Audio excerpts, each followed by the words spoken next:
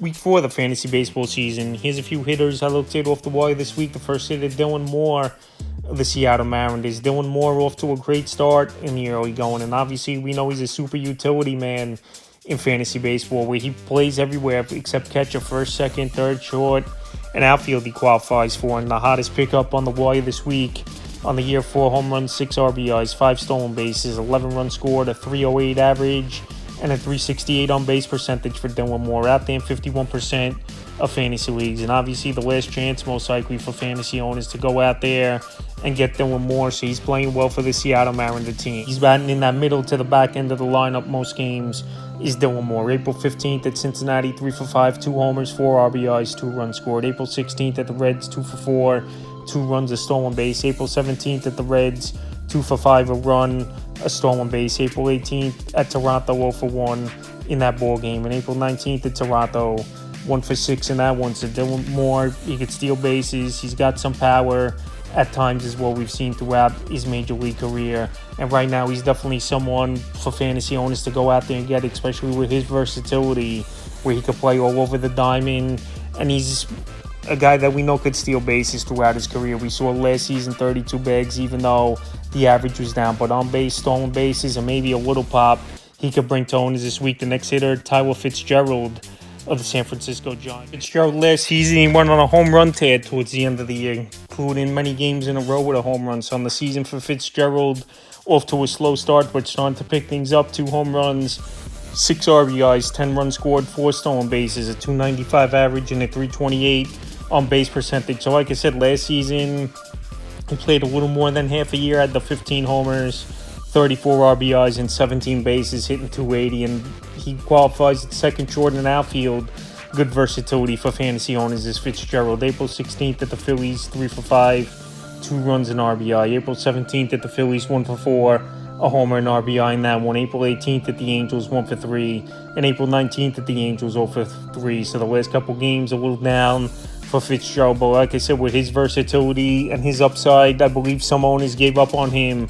They'll be out there in 55% of fantasy leagues. I think Fitzgerald, he could turn the switch back on and start hitting for the power, because the batting average has been good, obviously, at 295. The stolen bases, decent rate so far in the early going. So Fitzgerald, someone definitely for fantasy owners to go out there and add this week. The next hitter is his teammate Wilmer Flores of the San Francisco Giants. Flores, he's amongst the league leaders in RBIs. I know the batting average is down there, 213 on the season, and he really hasn't been a batting average player over the last few years. On the year, 6 home runs, 23 RBIs, a stolen base, 11 runs scored, a 213 average, and a 253 on base. I know Flores, he's been playing over his head so far this season.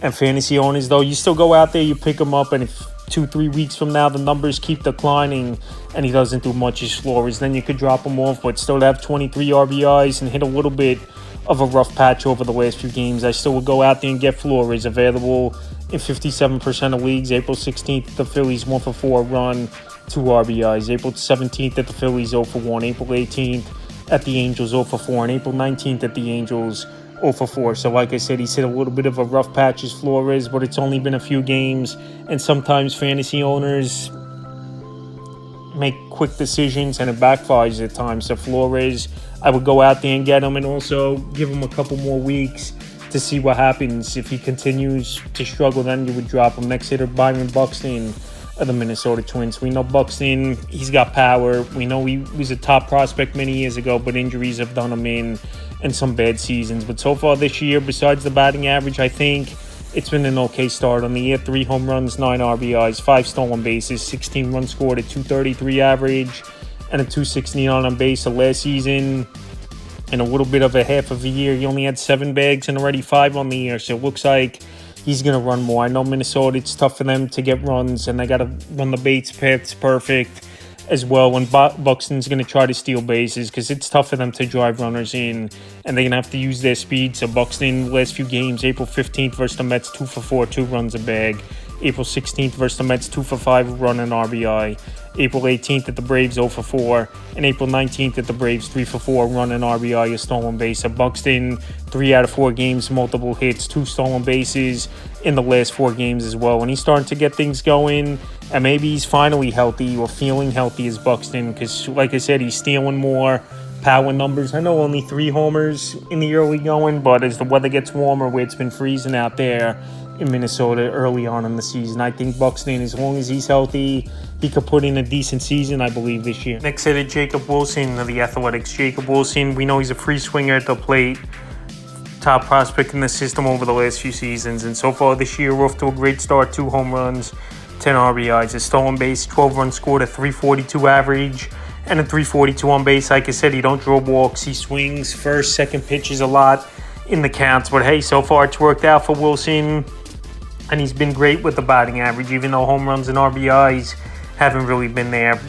April 15th at the White Sox, 1 for 5 a run.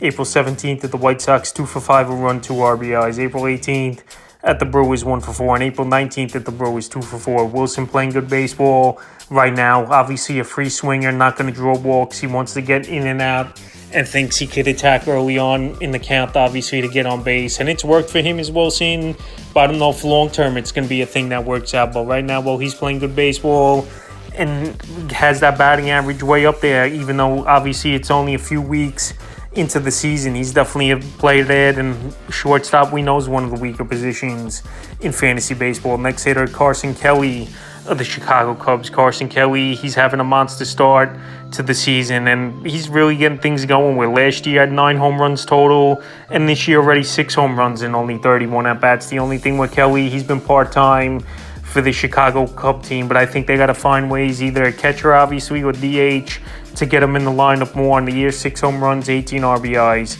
12 runs scored, a 419 average, and a 578 on base. Obviously, these numbers are going to drop down mightily and pretty quickly for Kelly, where, like I said, he really hasn't done much in his MLB career, even though he was a former top prospect many years ago in the St. Louis Cardinals system, and now he's bounced around the league a little bit. So the last few games he's played, April 12th at the Dodgers, 3 for 3, 2 homers, 3 RBIs, 3 runs scored.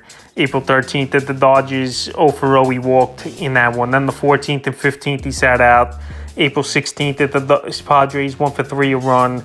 And April 18th versus the Diamondbacks in that crazy 13-11 victory, where they combined for 16 runs in the 8th inning between the two teams. 2 home runs, 5 RBIs, 3 runs scored in that ball game. And he sat out the 19th. So like I said, he's not playing every day, is Carson Kelly. But this Cub team, they got to find a way to get that bat in the lineup for now, where he's putting up monster numbers and obviously playing over his head, but someone for fantasy owners to go out there and obviously consider. And he's available right now for 62% of fantasy leagues. Next hitter is Cam Smith of the Houston Astros. Cam Smith, he was part of the Kyle Tucker deal.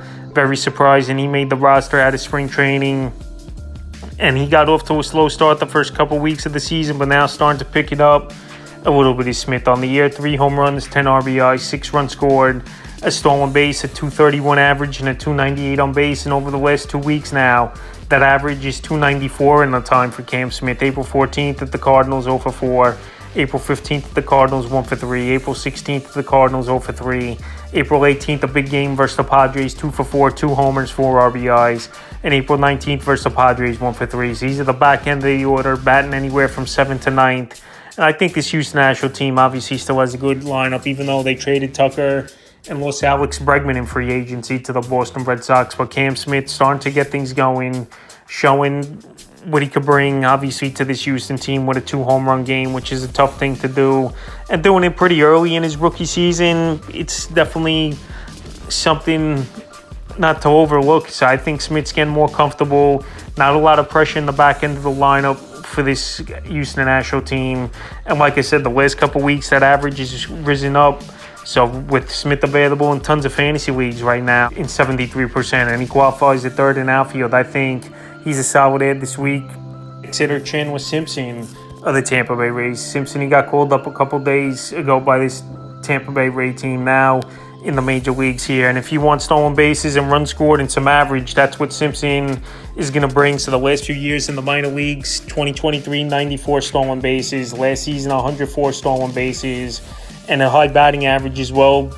Last season, 355 average, 410 on base percentage. In the year before that, a 293 average, a 373 on base. If he gets on base, he's pretty much stealing bases, is Chandler Simpson. Out there in 73% of fantasy leagues. And his debut, 1 for 5 with a run and an RBI in the come-from-behind victory versus the New York Yankees, where he's going to be the table setter. He batted leadoff in that game.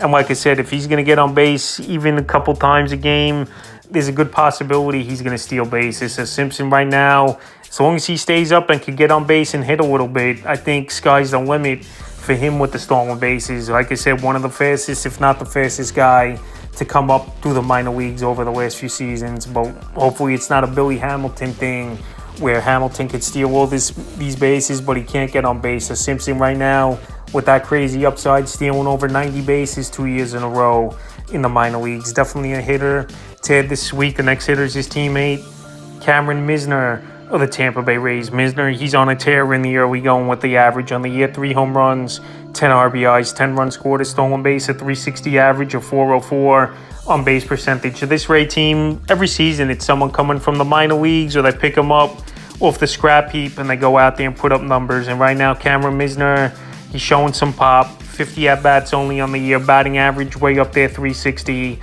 And this Ray team, they're at least going out there and competing. I know it's not going to be a great year most likely, but guys on this roster, like I said, coming out of nowhere, putting up some stats. April 15th versus the Red Sox, 1 for 3, a run, an RBI. April 17th versus the Yankees, 1 for 2. April 18th versus the Yankees, pinched hit 0 for 1. And April 19th versus the Yankees, 0 for 4 with a run. So like I said, Minster, he's off to a hot start. I think he's going to cool off considerably, obviously. .360, he's not going to hit the whole season, but he's on a team where the opportunity is going to be there pretty much every day for Misner in this Tampa Bay lineup, where they don't got much going and they got a decent amount of injuries as well.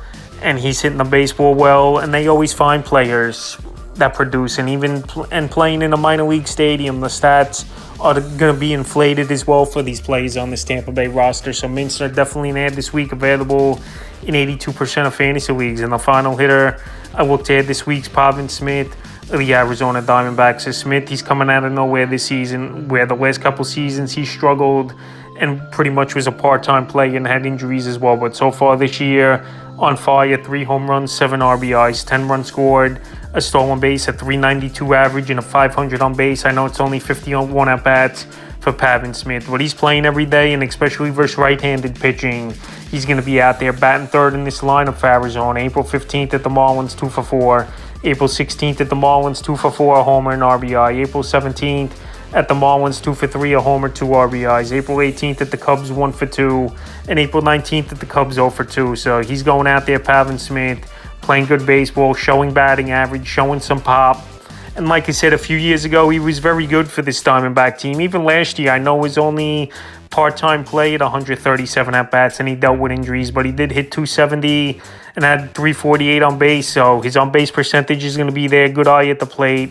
He's going to show decent batting average, just the power you want to see go up a little bit, and also has some versatility, qualifying at first and outfield. So I think Smith is a decent add this week that can help fantasy owners. Available in 76% of fantasy leagues. So that's a few hitters I looked at off the wire for week 4 of the fantasy baseball season.